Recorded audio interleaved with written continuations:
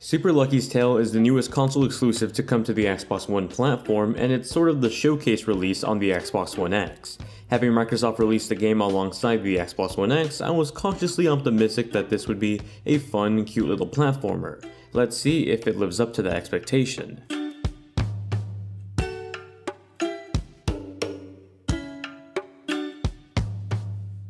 Super Lucky's Tale has a story that completely fits its adorable and cute art aesthetic. Lucky is a cute little fox with a cape that dreams of being a guardian traveler. His older sister, who was just on her own guardian adventure, comes home with a special book one day that's said to have an incredible power. Sadly, things take a turn for the worst, as when she returns home, a group of evil kittens called the Kitty Litter try to steal the book from her, only to have the book transport everyone into its pages. In a last-ditch effort, Lucky pushes his sister out of the way, sacrificing himself as he gets sucked into the book with the evil kittens. It's a pretty straightforward story of trying to escape an unknown world, and much like a Mario game, it's not the most compelling part of the game, but rather just there to give the gameplay some structure.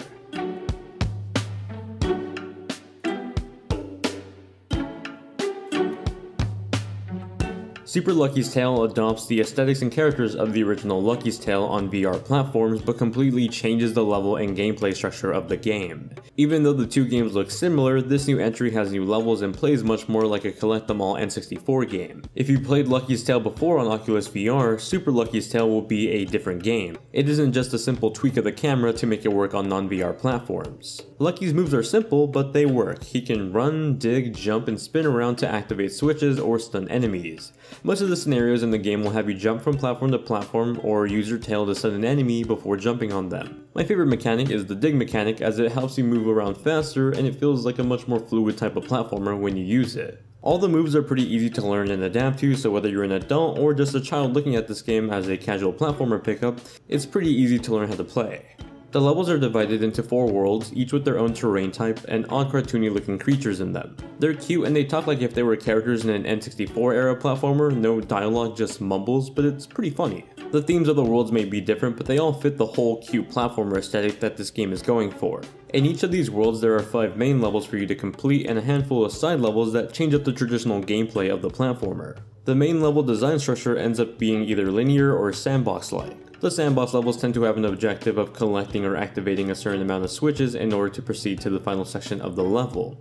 If the level is more linear, it ends up playing more like a traditional side-scrolling platformer. Now, I've said that this is a collect-them-all game, and that's not a lie. Each one of these levels have a number of things to collect, and some are more important than others. In total, there are 4 variations of collectibles: coins, gems, letters that spell out the word lucky, and clovers. Clovers are the most important collectible, as the total number of clovers help you progress the game by unlocking gates leading to other levels. The other collectibles pretty much feed into clovers. If you collect all of the lucky letters, they end up giving you a clover, and if you collect 300 coins in a level, you end up getting another clover.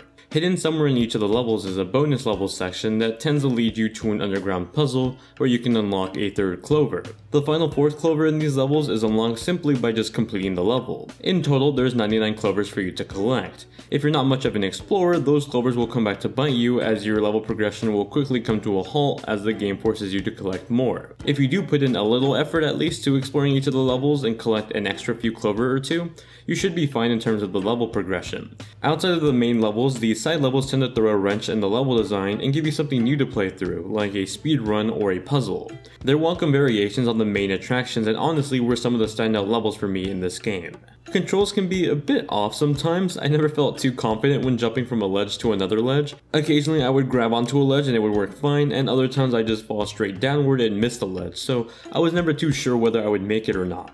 In the end, the game took about 6 to 7 hours to beat, and you only need 80 of the 99 clovers to beat the final boss. But if you want to go for a full completion, then you can probably extend the gameplay for a total of 9 hours.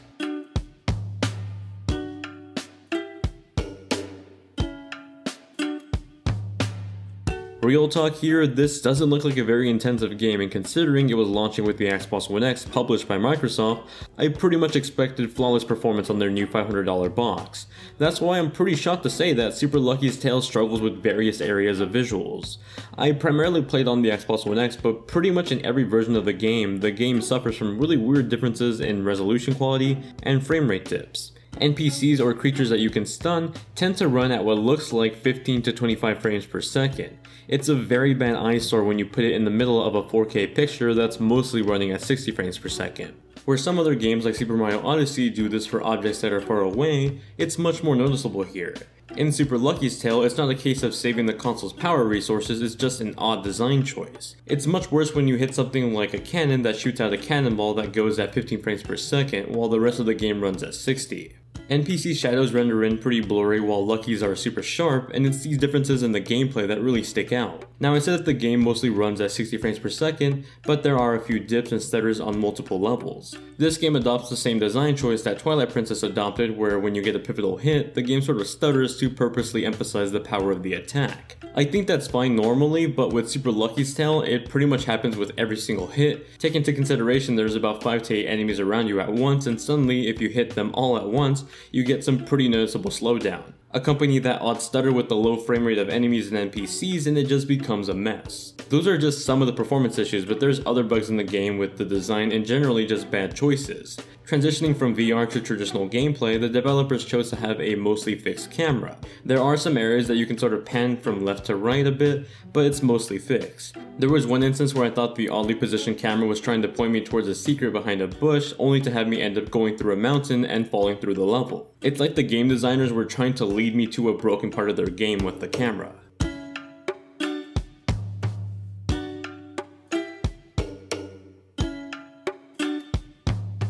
Super Lucky's Tale's music was just alright. I didn't think there were any standout tracks for me, but I did think they fit the whole N64 era of platformers that this game was trying to be parallel to. In general, they're just passable. The sound effects and dialogue sounds I like a bit more. They're cute and charming and completely fit the art style of the game. Lucky himself sort of sounds like a higher pitched Sora from Kingdom Hearts.